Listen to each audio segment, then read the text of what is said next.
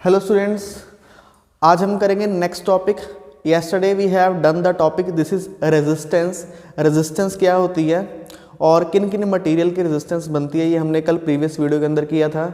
Our today's topic is resistivity.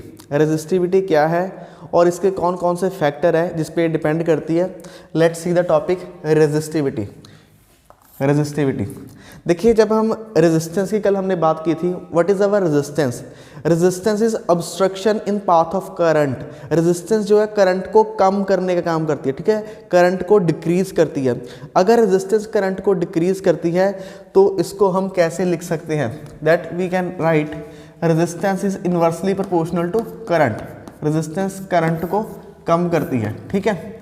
अब यहाँ पर देखिए, अगर मैं रेजिस्टेंस की बात करूं, मेरे पास कोई भी मटेरियल है, consider this is a conductor. आपके पास कोई भी बॉडी है, दिस इज योर कंडक्टर। चलो दो एंड भी लगा लेते हैं इसके, positive and negative. It is connected to power supply here, plug. So this is the conductor. इस कंडक्टर के अंदर बहुत सारे इलेक्ट्रॉन्स हैं, बहुत सारे इलेक्ट्रॉन्स हैं, ठीक है। जब हम इसके पावर सप्लाई को प्लग ऑन करेंगे तो करंट जाएगा आपका प्लस से माइनस की तरफ। This is the direction of current, plus two minus. But electron की मूवमेंट कैसी है, इलेक्ट्रॉन मूव करेंगे नेगेटिव टू पॉजिटिव। इलेक्ट्रॉन ऐसे चलेंगे, ठीक है, बैटरी के नेगेटिव से चल के पूरा ऐसे चलेंगे। तो क्या होता है, ये जो एरिया ऑफ क्रॉस सेक्शन है, ये जो सर्कुलर एरिया है, इसको बोलते हैं area of cross section, area of cross section. ये जो एरिया है बहुत कम है। इस एरिया के कम होने के कारण जितने भी चार्ज कैरियर्स है, इलेक्ट्रॉन्स हैं, वो एक सेकंड में इस एरिया से क्रॉस होके बाहर निकल नहीं पाते, ठीक है। मान लीजिए एक सेकंड के अंदर मैं इन इलेक्ट्रॉन्स की बात करूं, एक सेकंड के अंदर ये सारे इलेक्ट्रॉन यहाँ निकल के इधर नहीं पहुंच पाते। तो होता क्या है, इनके बीच में कोलिजन स्टार्ट हो जाती है। और ये जो कोलिजन है, कोलिजन क्या क्रिएट करती है, कोलिजन क्रिएट रेजिस्टेंस। तो रेजिस्टेंस का कारण क्या है, कोलिजन ऑफ चार्ज कैरियर्स, ठीक है। और रेजिस्टेंस को हम वैसे कैसे लिख सकते हैं, पोटेंशियल डिफरेंस कल पढ़ा था, पोटेंशियल डिफरेंस किसके इक्वल है, V is equal to I R. तो रेजिस्टेंस क्या हो जाती है, voltage divide by current. So this is the formula of resistance. चलिए अब रेजिस्टेंस को रेजिस्टिविटी में बदलते हैं। देखिए, जो रेजिस्टेंस है ये डायरेक्टली प्रोपोर्शनल होगी लेंथ ऑफ द कंडक्टर। देखिए, इसको समझने की कोशिश कीजिए। आपके पास आप एक सड़क पे जा रहे हो, ठीक है, आपको रेस लगाने के लिए बोला गया। तो सड़क में आपको जितनी लंबाई दी जाएगी, आपको ट्रैक की है सड़क की जितनी ज़्यादा लंबाई दी जाएगी, आप उतना ही ज़्यादा नहीं भाग पाओगे, आप जल्दी थक जाओगे, ठीक है। आपका चलना, कंसीडर कीजिए जो आप ट्रैक के ऊपर भाग रहे हो, दिस इज़ योर करंट, ठीक है, ये आप करंट है। आप जितना लंबा रास्ता होता जाएगा, आपके जो मूवमेंट है, बॉडी की मूवमेंट स्लो होती जाएगी, करंट कम होता जाएगा। अगर करंट कम हो रहा है मतलब रेजिस्टेंस बढ़ रही है, ठीक है। तो किसी भी अगर कंडक्टर की लेंथ को मैं बढ़ा दूंगा, इंक्रीज कर दूंगा, तो ये चार्ज कैरियर्स बेचारे थक जाएंगे, ये इतना डिस्टेंस ट्रैवल नहीं कर पाएंगे। तो इनकी रेजिस्टेंस बढ़ गई क्योंकि करंट कम हो गया। तो हम लिख देंगे resistance is directly proportional to length. Secondly, resistance is inversely proportional to area. अब ये भी हम डेली लाइफ से जोड़ के देखते हैं कैसे। एक छोटी सी सड़क है, उसमें दो गाड़ियों को क्रॉस करना है, तो ऑब्वियस है स्लो करेंगे। एक बहुत बड़ी सड़क है, उस पर गाड़ियाँ धड़ाधड़ भाग रही हैं, फ्लाईओवर पे धड़ाधड़ भाग रही हैं, तो वो क्या है, जो मूवमेंट है, गाड़ियों की मूवमेंट है, this is the speed of current. तो जितनी सड़क चौड़ी हो जाएगी तो उतनी उनकी जो स्पीड बढ़ जाएगी। सिमिलरली, अगर ये मैं एरिया ऑफ क्रॉस सेक्शन को बढ़ा दूंगा तो ये इलेक्ट्रॉन है, इनको बहुत सारा रास्ता मिल जाएगा बाहर आने को, तो ये बहुत फास्ट मूवमेंट से बाहर आएंगे। जितनी फास्ट मूवमेंट से ये बाहर आएंगे उतना ही करंट बढ़ जाएगा। करंट बढ़ जाएगा तो रेजिस्टेंस को क्या होगा, रेजिस्टेंस कम हो जाएगी, क्योंकि रेजिस्टेंस जो है करंट के इनवर्सली प्रोपोर्शनल है। Here you can see resistance is inversely proportional to current. This is your question number 1। Here is 2। Okay, join 1 and 2 from 1 and 2 from 1 and 2। हम क्या देखते हैं, from 1 and 2 we can combine this equations L over A। L over हम ऐसा लिख सकते हैं, जब भी फिजिक्स के अंदर मैं ये प्रोपोर्शनैलिटी का साइन रिमूव करूंगा या किसी भी हम साइंस के अंदर करते हैं, तो here we get a constant, this constant is known as rho. ये जो कांस्टेंट लगाया है मैंने, this constant is known as rho. इसको हम पढ़ते हैं, इसको हम प्रोनाउंस क्या करते हैं, वी प्रोनाउंस इट रो। पर एक्चुअल में ये होता क्या, इसका मीनिंग क्या है, इसका मीनिंग है रेजिस्टिविटी, रेजिस्टिविटी, ठीक है। तो अब देखिए, रेजिस्टेंस का रेजिस्टिविटी के साथ क्या रिलेशन है? Here resistance is resistivity length divide by area. तो यहाँ से रो की वैल्यू कैलकुलेट करते हैं। What is rho here? Rho आपका क्या आएगा? That is resistance into area divide by length. Okay, so resistivity जो है आपकी रेजिस्टेंस ही है। रेजिस्टिविटी किस पे डिपेंड करती है? This depends on the resistance. Okay, resistivity resistance पे डिपेंड हो चुकी है। अब एरिया और लेंथ के साथ इसका क्या ताल्लुक है, क्या रिलेशन है, क्या तालमेल है इसका? तो देखिए, अगर मैं ये जो मैंने वायर ली है इसकी लेंथ में यूनिट कर दूँ, यूनिट का मतलब I can take it 1 metre या 1 सेंटीमीटर, मतलब इसका डायमेंशन 1 होना चाहिए, ठीक है, 1। अगर ऐसा यूनिट की बात करें तो 1 मीटर, सीजीएस सिस्टम में बात करें तो 1 सेंटीमीटर। अगर मैं इसकी लेंथ को मैं ऐसे चॉइस करूं, मेरे पास एक कंडक्टर है, this is a conducting wire, ये एक वायर है। अगर इस वायर की लेंथ 1 मीटर कर दी जाए और इसका एरिया ऑफ क्रॉस सेक्शन ये होता है जो आपको ये सर्कुलर फॉर्म में दिखाई दे रहा है। अगर मैं इसका ये जो मेरे पास चौक है इसका ये फ्रंट व्यू बनाता हूँ, ये एक पूरा आपको सर्कल दिखाई देगा, ये circle, this is area of cross section, ठीक है। अगर मैं एरिया की वैल्यू भी 1 ले लूँ और लेंथ की वैल्यू भी 1 डिसाइड कर दूँ, लेंथ आप ले लीजिए 1 metre, area 1 metre square, length is 1 metre. Okay, so here put L, A को भी 1 और एल को भी 1, तो रेजिस्टिविटी क्या आ जाएगी आपकी? आर, ये भी 1 और ये भी 1, तो resistivity is equal to resistance. तो देखिए अब क्या हुआ, रेजिस्टिविटी क्या है? रेजिस्टिविटी कुछ नहीं, बस आपकी रेजिस्टेंस ही है। रेजिस्टिविटी क्या है? दिस इज योर रेजिस्टेंस, ठीक है। रेजिस्टेंस है कब, कौन सी कंडीशन के अंदर? Condition, this is the condition. Resistivity को हम रेजिस्टेंस कब बोलेंगे? This is the condition when resist area is 1 and length is 1 unit. तो देखिए अब डेफिनेशन बनाते हैं, इसको वर्ड्स में कैसे लिखेंगे? The value of resistance of the material of unit length. ये रेजिस्टेंस ही है, ठीक है, किसी भी कंडक्टर की, कोई भी बॉडी की, सेमीकंडक्टर या इंसुलेटर, इवन रेजिस्टेंस है किसी भी मटेरियल की ऑफ यूनिट लेंथ, लेंथ आपको यूनिट लेनी है, एंड यूनिट एरिया, एरिया भी कितना होना चाहिए? यूनिट। तो इनकी सिलेक्शन के अकॉर्डिंग हम रेजिस्टिविटी निकाल सकते हैं, ठीक है। अब बात करते हैं, रेजिस्टिविटी हमने कैलकुलेट कर ली है, अब रेजिस्टिविटी कैसे कैसे चेंज होती है और रेजिस्टेंस कैसे कैसे चेंज होती है, इसको देखते हैं। पहले बात करते हैं रेजिस्टिविटी की फैक्टर्स कौन कौन से फैक्टर करते हैं। That factors affect resistivity. कौन कौन से फैक्टर हैं जो रेजिस्टिविटी को अफेक्ट करते हैं? देखिए, रेजिस्टेंस कैसे चेंज हो रही है? लेंथ से भी चेंज हो रही है, एरिया से भी चेंज हो रही है। क्या रेजिस्टिविटी चेंज हो रही है? मैं पहले यहाँ पे क्लियर कर देता हूँ। रेजिस्टिविटी जो है not depend on dimensions, dimensions का क्या मतलब है? अगर मैं लेंथ को इंक्रीज कर दूं या लेंथ को डिक्रीज कर दूं, एरिया को इंक्रीज कर दूं, एरिया को डिक्रीज कर दूं, तो क्या रेजिस्टिविटी को फर्क पड़ेगा? तो आंसर है रेजिस्टिविटी में कोई चेंज नहीं आएगा, नो चेंज। क्यों नहीं आएगा नो चेंज? रेजिस्टिविटी में क्यों चेंज नहीं आएगा? क्योंकि रेजिस्टिविटी की डेफिनेशन ऑलरेडी यही है। क्या डेफिनेशन है? आपको एरिया और हमेशा 1 ही रखना है, एरिया इज 1, लेंथ इज 1। अगर एरिया और लेंथ 1 होगा तो रेजिस्टिविटी, तब रेजिस्टेंस आपकी रेजिस्टिविटी बनेगी।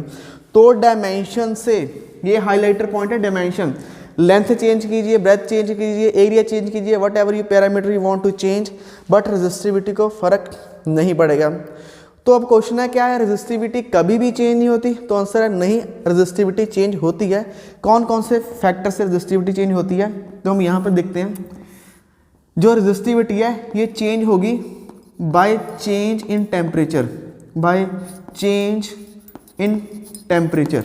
अगर आप टेम्परेचर को चेंज करते हो तो आपकी जो रेजिस्टिविटी है चेंज होगी, टेम्परेचर, ठीक है।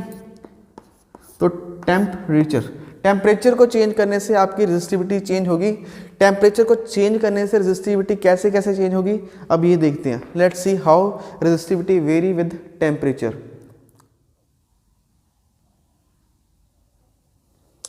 ओके, तो अब देखते हैं कि टेम्परेचर पे कैसे डिपेंड करता है। और वन थिंग मोर कि टेम्परेचर से पहले इसकी आपने एसआई यूनिट मिस कर दिया। एसआई यूनिट क्या होगी इसकी? रेजिस्टिविटी का फॉर्मूला क्या आया था? Resistivity is equal to rho A/L, ये आपका रेजिस्टिविटी की वैल्यू निकल के आई थी, ठीक है, रेजिस्टिविटी। अब इसकी एसआई यूनिट क्या होगी, देखिए जो रेजिस्टेंस है इसकी होती है ओम, ठीक है।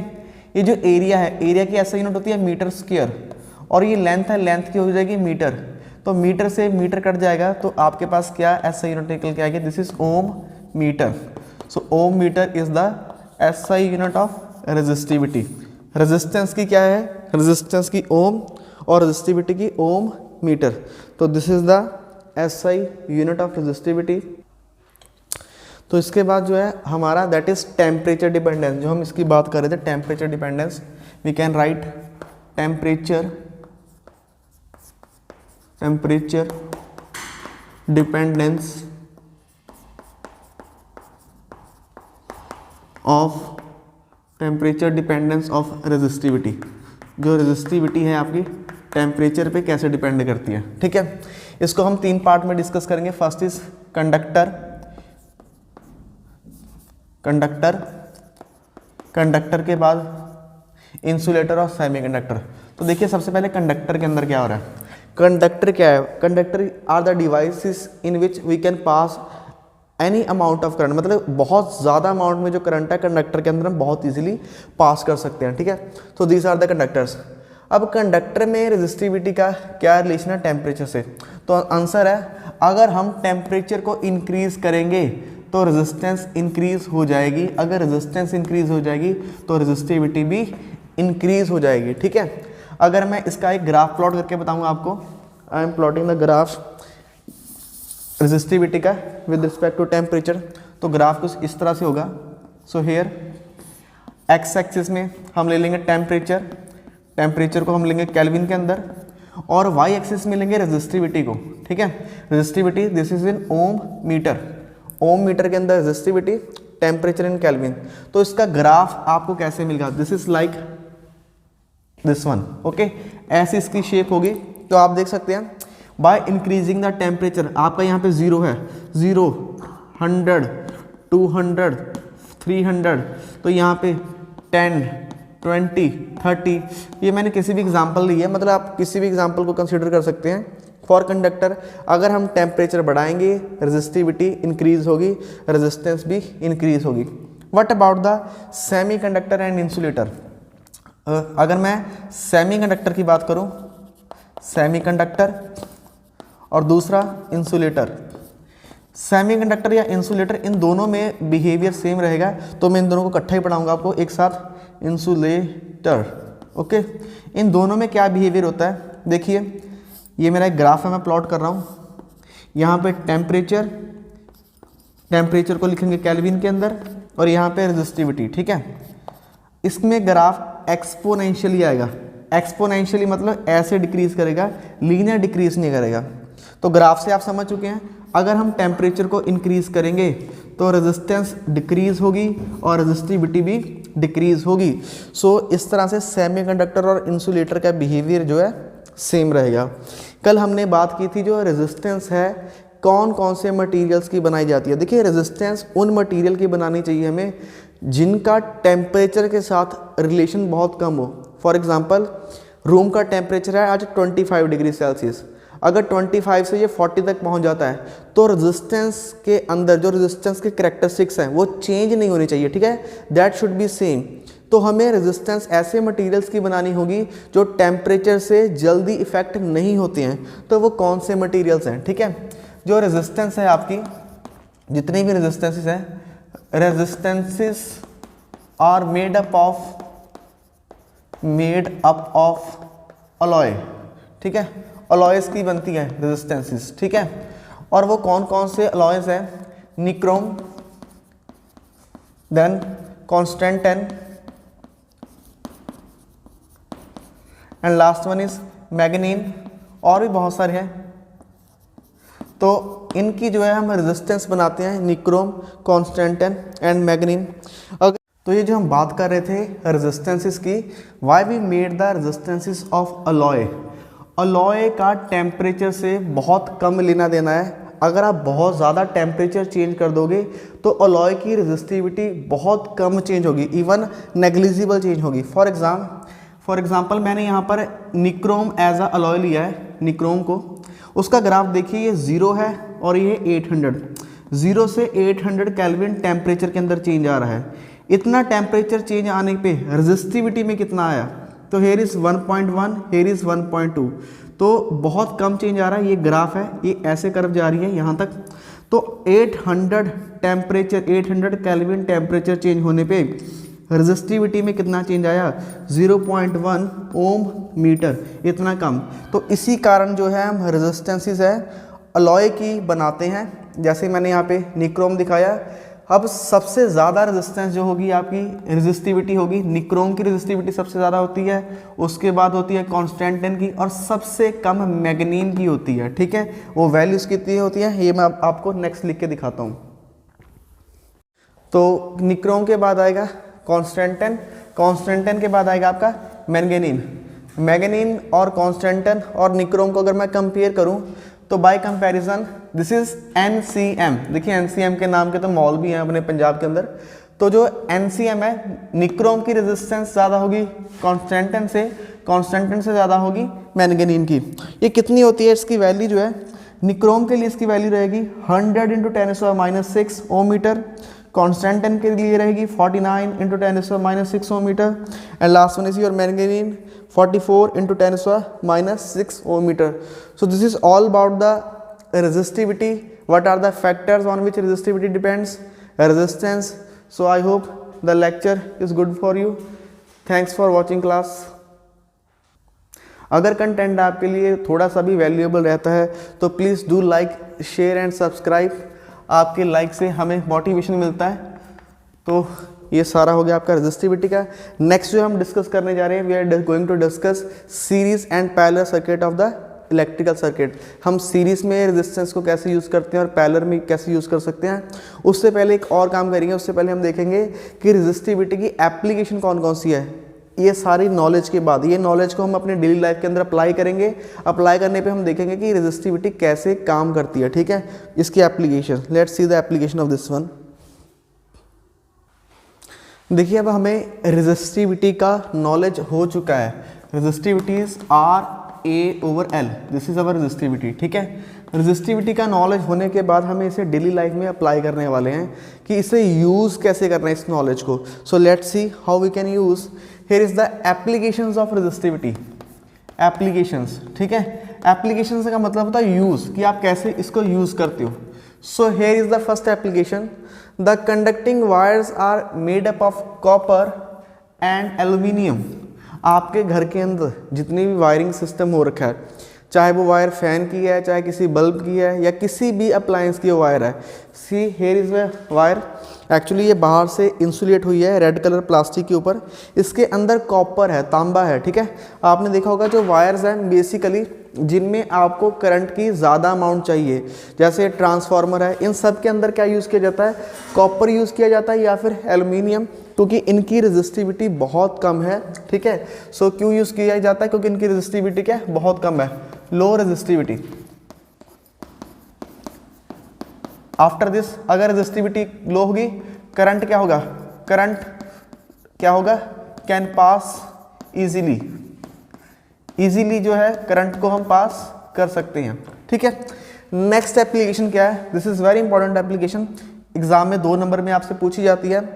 Filament of an electric bulb is made up of tungsten metal. Here is the tungsten metal. आपने बल्ब के अंदर देखा होगा कि इस तरह सा कुछ एक एलिमेंट लगा होता है, this kind of element we use in the bulb. आपने जो इनकैंडेसेंट बल्ब आते हैं ना, उनके अंदर आपने देखा होगा इस तरह का वो बल्ब होता है, उसके अंदर वो ऐसा जिगजैग सा जो एक एलिमेंट होता है वो टंगस्टन का वो होता है। क्यों टंगस्टन का होता है, क्योंकि जब उसकी जो हीटिंग कैपेसिटी है, मेल्टिंग पॉइंट है, उसका मेल्टिंग पॉइंट जो है 3380 है। जब आप किसी भी इलेक्ट्रिकल अप्लायंस से लाइट ले रहे हो, ठीक है, तो वो हीट होगा ही होगा। हीट होने के बाद उसकी क्या प्रॉबिलिटी है, उसकी प्रॉबिलिटी कि वो बहुत जल्दी फ्यूज़ हो सकता है, मेल्ट हो सकता है। बट देखिए टंगस्टन का जो मटेरियल है इसका मेल्टिंग पॉइंट बहुत ज़्यादा है, 3380 is a huge amount of heat. ठीक है, तो इतना टेम्परेचर लेने के बाद भी ये गर्म नहीं होता, मतलब ये फ्यूज़ नहीं होता। ठीक है, तो that's why we use the tungsten filament for the electrical bulbs, ये इनकैंडेसेंट बल्ब आते थे पुराने टाइम के अंदर, आजकल हम एलईडीज पे मूव ऑन कर चुके हैं, आजकल हम एलईडी बल्ब्स यूज़ कर रहे हैं, ठीक है। नेक्स्ट इज, जब भी आपको हीट करनी हो, ठीक है, मान लीजिए आपके घर में इलेक्ट्रिकल गीज़र है, कोई टोस्टर है, कोई भी, या फिर एक ओटीजी ओवन आते हैं आपके घर में जिसमें रॉड लगी होती है, तो जो भी आपने एज अ गीज़र यूज़ करना है, प्रेस यूज़ करनी है, इलेक्ट्रिकल आयरन कुछ भी यूज़ करनी है ना, प्रेस यूज़ करनी है कपड़े इस्त्री करने के लिए, तो इस तरह के मटेरियल में हमें हाई हीट वाले जो मटेरियल से रिक्वायर होती है, तो वो मटेरियल हम यूज़ करेंगे जिनकी रेजिस्टिविटी बहुत ज़्यादा होगी। अगर रेजिस्टिविटी ज़्यादा होगी तो बहुत ज़्यादा वो हीट आपको प्रोड्यूस करके देंगे। सो वो अप्लायंसेस जिनकी रेजिस्टिविटी ज़्यादा होती है, सो यहाँ पे मैंने निक्रोम यूज़ किया है। तो निक्रोम किससे यूज़ करने होने वाले अप्लायंसेस यहाँ पे बहुत सारे हैं, इलेक्ट्रिकल टोस्टर, और आप आयरन, जिसको आप इलेक्ट्रिकल आयरन है, ये प्रेस होगी, इलेक्ट्रिकल हीटर, ये सारे हम डिवाइसेस यूज़ करते हैं। अब कुछ डिवाइसेस ऐसे हैं जिनसे हम करंट से बचना चाहते हैं। यहाँ पर देखिए, इसी वायर को वापस लेके आता हूँ मैं। इस वायर के अंदर जो material, this is a copper, अगर आप उसको टच करोगे then you get a electrical shock, but we want to prevent us from this electrical shock, but we have to do just coat over this by a insulating material. इसके ऊपर हम एक insulating material लगा देंगे। इसके ऊपर मैंने एक प्लास्टिक का मटेरियल लगा रखा है। दिस प्लास्टिक मटेरियल ये हमें इलेक्ट्रिकल शॉक से बचाएगा।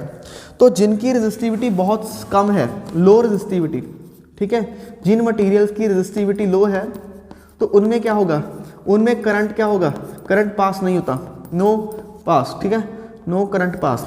उनके अंदर अगर करंट पास नहीं होता, करंट पास ना होने पे क्या होगा, तो उनमें आपके शॉक नहीं लगेगा। वो मटेरियल कौन कौन से हैं, for example glass is here, plastic, rubber, wax, PVC, polyvinyl chloride, nylon, dry wood. So these kinds of material we have to prevent the electrical shock. So these are the applications of the resistivity.